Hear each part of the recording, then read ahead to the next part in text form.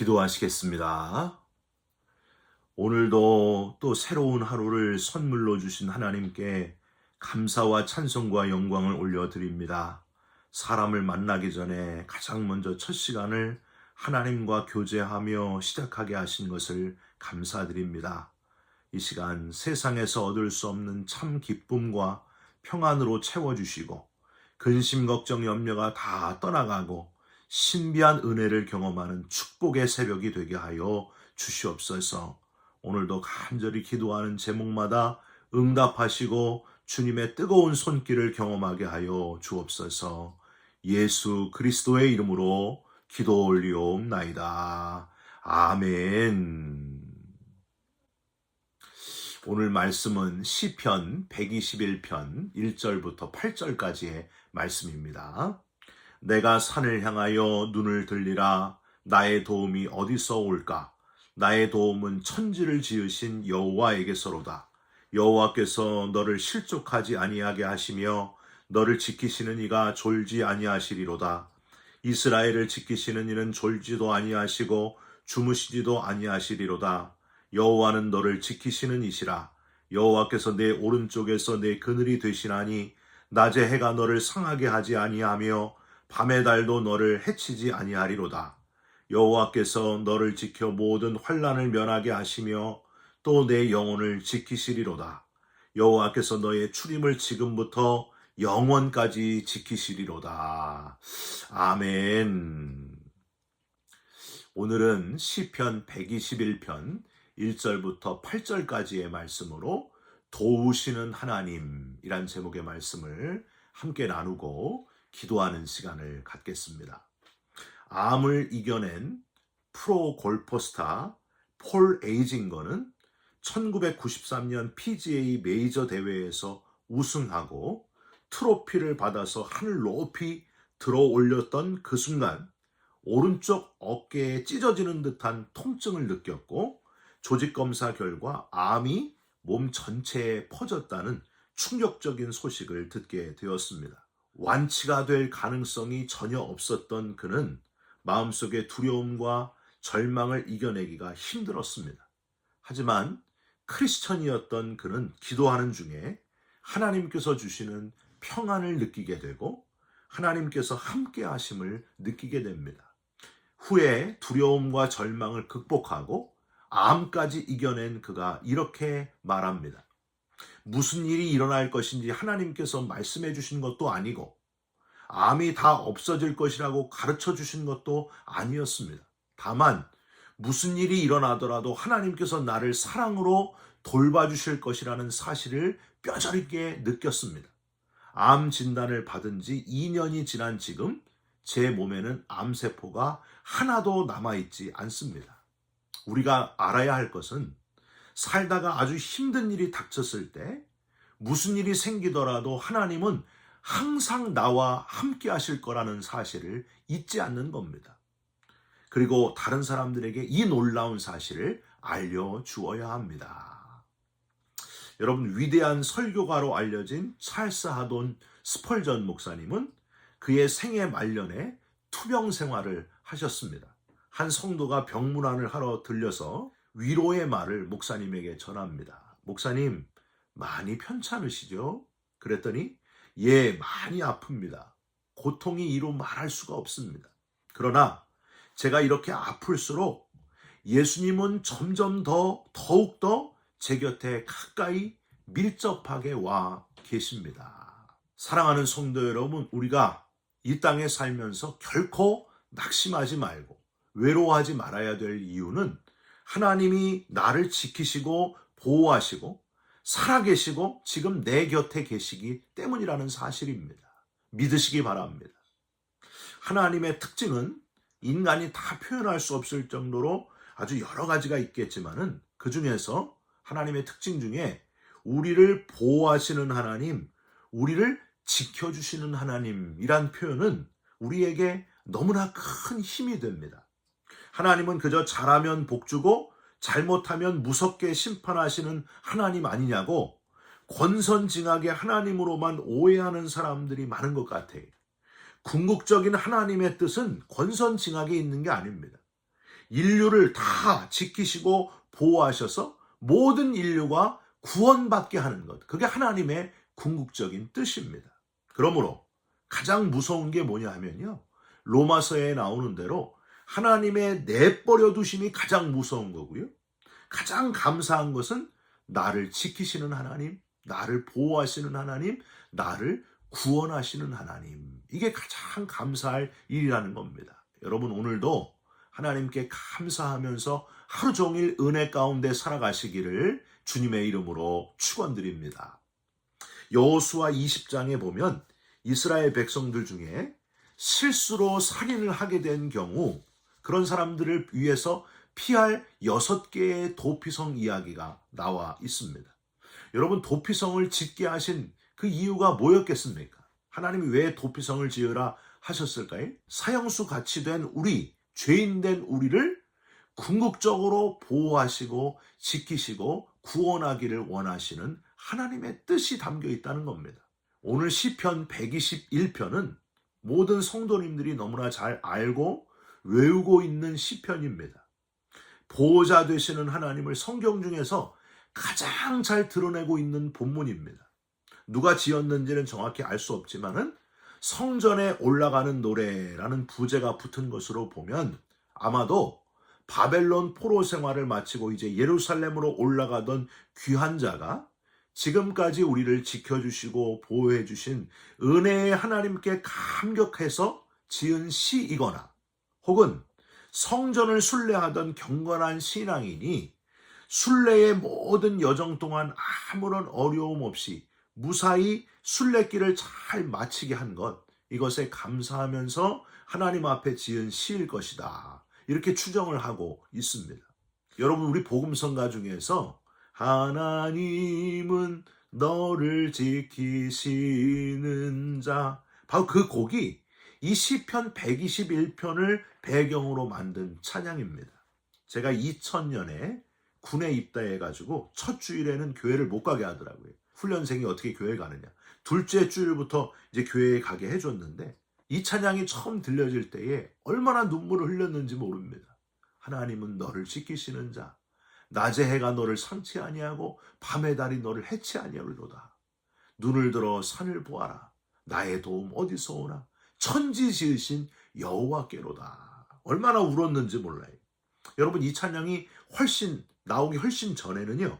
시편 121편으로 만든 곡이 또 유명한 곡이 있었죠. 어떤 곡이? 내가 산을 향하여 눈을 들리라. 나의 도움이 어디서 올꼬. 그 찬양도 많은 성도들에게 사랑받는 찬양이었습니다. 그 찬양의 배경도 바로 이 시편 121편이에요. 이 시편 121편의 아주 중요한 특징은 3절부터 8절까지 매 절마다 계속 지키신다 하는 단어를 사용하고 있다는 겁니다. 여러분 6절을 제외하고 3절, 4절, 5절, 7절, 8절에 계속해서 파수꾼에게 사용되는 지키다는 용어인 샤마르라는 단어를 쓰고 있는데 성문을 지키는 사람 파수꾼은 때로 졸기도 하고 너무 피곤해가지고 잠들어서 지키고 있는 성이 함락될 수도 있지만은 하나님은 100% 실수가 없으시다. 우리 인생들과 달리 결코 졸거나 주무시지 않게 우리를 지키시는 절대적인 보호자시다. 그런 표현을 하고 있습니다. 사랑하는 성도 여러분, 절대적인 보호자이신 하나님을 신뢰하고 의지하면서 힘을 내시기를 주님의 이름으로 부탁드립니다. 그러면 구체적으로 하나님은 어떻게 우리를 지키시는가? 시인은 세밀하게 우리를 지키시는 하나님은 특별히 이렇게 지키신다. 하나님의 뜻, 하나님이 우리를 지키시는 목적까지 다 표현하고 있습니다. 첫 번째, 타락하지 않게 지키신다. 이렇게 표현하고 있어요. 3절 한번 보세요. 여호와께서 너를 실족하지 않게 하시며. 여러분 여기 이 실족이란 표현은 성전을 올라가는 백성들이 이제 6월절, 초막절 이렇게 이 절기에 성전을 올라가는 백성들이 길가에 회칠한 무덤을 잘못 밟아서 부정하게 되는 일을 떠올리면서 쓰는 표현이에요. 그래서 너를 실족하지 않도록 하신다. 우리 인간의 연약함을 잘 드러내고 있는 표현입니다. 우리 인간은 아주 착각하면서 산다는 거예요. 내가 우주의 온 세계의 중심인 것처럼 데카르트가 그런 말을 했잖아요. 내가 생각한다. 그런 거로 나는 존재한다. 내가 주인공인 것처럼 아주 어리석은 사고에 사로잡혀서 사는 존재가 바로 우리들입니다. 우리는 하나님의 형상을 입고 지어졌으나 한계가 있는 존재예요. 언제든지 죄의 유혹에 쉽게 넘어갈 수 있는 가능성이 바로 우리들에게 있다는 사실을 잊지 말아야 됩니다. 웨슬리 목사님은 우리가 신자가 되었어도 타락의 가능성이 남아있다. 그렇게 말씀하셨습니다. 그러니까 언제든지 이 유혹이 올 수 있으니 늘 깨어서 조심하라는 거예요. 우는 사자와 같이 호시탐탐 우리를 넘어뜨리려고 하는 사단과의 영적인 싸움에서 지지 않도록 승리하도록 늘 깨어 있어야 된다 하는 겁니다. 영적인 싸움에서 이기는 방법은 내가 안 넘어가야지, 절대 안 넘어간다, 이런다고 되는 게 아니에요. 시편 37편 24절에 그는 넘어지나 아주 엎드러지지 아니함은 여호와께서 그의 손으로 붙드심이라. 하나님이 붙드시는 그 손, 나를 지키시는 손, 그 오른손을 의지하면 영적으로 승리할 수 있다는 겁니다. 나를 향해 계시는 4절, 졸지도 아니하시고 주무시지도 아니하시는 하나님께 우리의 시선을 맞추고 있을 때에 비로소 승리하게 된다. 하나님께 집중하고 있을 때에 하나님의 오른손의 능력이 우리를 통해서 나타난다 하는 사실입니다. 여러분, 롯의 아내는요, 끝까지 뒤를 돌아보면 안 됐어요. 앞만 봐야 했습니다. 하나님께 집중해서 하나님을 향해 걸어갔어야 됩니다. 그런데 아주 잠깐만 보자, 두고 온 소돔 고모라를 살짝 쳐다보다가 소금 기둥이 되어버렸습니다.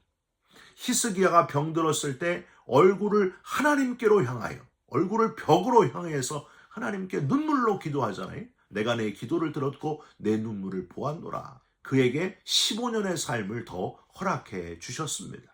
지금 내 머릿속에 가장 집중하고 신경 쓰고 있는 게 뭔가를 한번 생각해 보세요. 건강인가? 돈인가? 자식인가? 내 사업인가? 한번 잘 체크해 보시기를 바랍니다.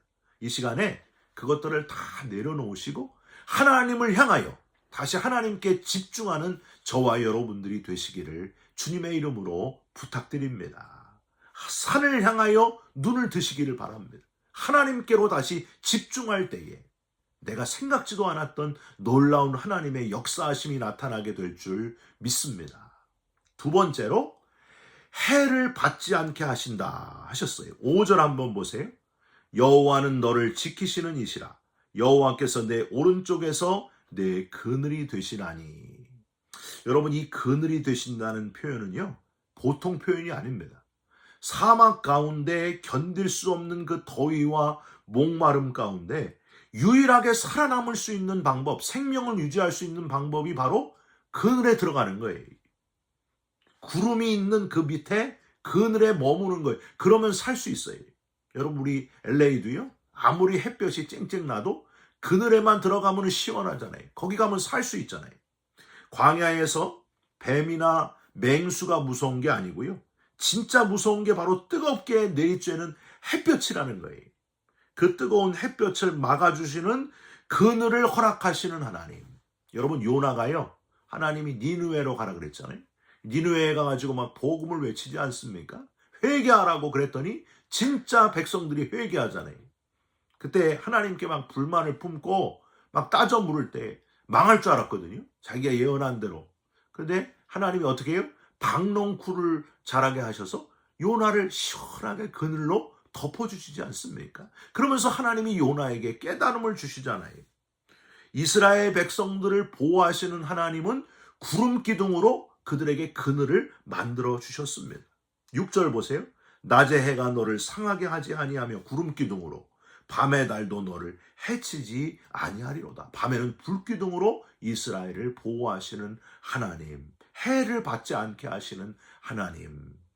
여러분, 제가 땀을 아주 많이 흘리는 체질인데 한국에서 아주 어릴 때 어머님이 땀 흘리는 저를 위해서 무슨 환기를 달인 물을 또 마시게 하고 이랬던 적이 생각이 납니다. 밤에 잘 때 제가 막 식은 땀을 막 흘리면은 얼른 땀을 닦아주시고 자다가 깨서 부채로 붙여주시고 그랬던 기억이 납니다. 그 어머님의 그 따뜻한 사랑이 지금도 잊혀지지가 않아요. 제가 이제는 아빠가 돼가지고 여름에 딸들이 저처럼 막 땀을 흘리는 걸 보면은 저도 막 안쓰러워가지고 베개에 수건도 대주고 선풍기도 시간 예약해서 틀어주고 밖에 나갈 때는 선크림을 꼭 바르게 하고 그러면서 제 옛날 어머니의 심정을 조금이나마 느끼게 됩니다. 하나님의 마음이 바로 그런 마음이라는 거예요. 떼약볕이 있는 그 광야에서 이스라엘 백성들에게 그늘을 제공해 주시며 해를 받지 않도록 보호하시는 어머니 같으신 그 마음, 그게 바로 하나님의 마음이다 하는 것을 오늘 여기 시인이 표현하고 있는 겁니다. 사랑하는 성도 여러분, 우리가 너무 더워 지쳐 쓰러질 때에 우리에게 그늘이 되어주시고 너무 추워 괴로울 때는 우리를 따뜻하게 해주시는 분이 하나님이시다. 해를 받지 않게 우리를 보호하시는 분이 하나님이시다 하는 사실을 잊지 마시기를, 힘을 내시기를 주님의 이름으로 축원드립니다. 마지막으로 하나님은 영원토록 지키시는 분이다 하고 표현하고 있습니다. 이게 사실은 가장 중요한 표현인데요. 8절을 한번 보세요. 여호와께서 너의 출입을 지금부터 영원까지 지키시리로다. 이 땅에서 육체를 가지고 사는 우리를 지키시는 것도 참 감사하고 행복한 일인데 하나님은 우리가 죽고 나서 죽음 이후의 삶, 히브리어로 워드 오울람이라고 발음을 하는데 이거 하나님께만 쓸 수 있는 단어입니다. 영원까지 지키신다 하고 표현하고 있어요. 이것이 세상 사람들이 알지 못하는 우리가 최고로 감사해야 될 제목이 바로 이거라는 거예요. 우리에게는 영원한 삶이 예비되어 있다고 하는 사실입니다. 세상 사람들은 육신을 보호하기 위해서 뭐를 합니까? 보호장치를 갖추려고 애를 씁니다.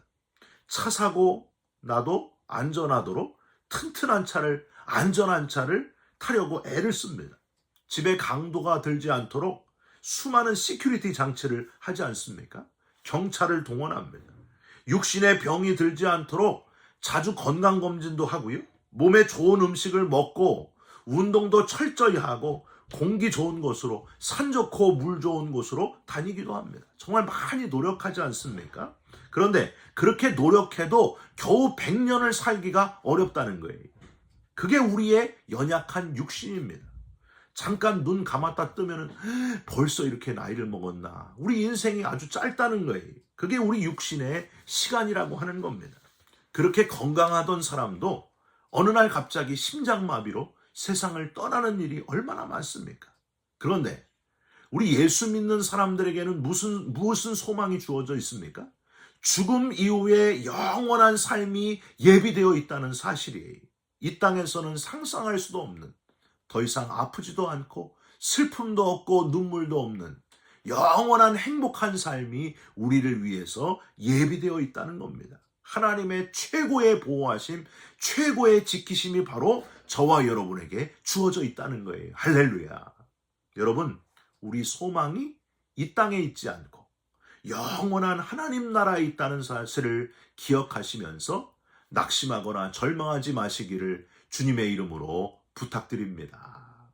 예수님께서 하신 말씀, 내가 너희를 위하여 거처를 예비하러 가노니 나는 부활이요 생명이니 나를 믿는 자는 죽어도 살겠고 무릇 살아서 나를 믿는 자는 영원히 죽지 아니하리라 하셨습니다.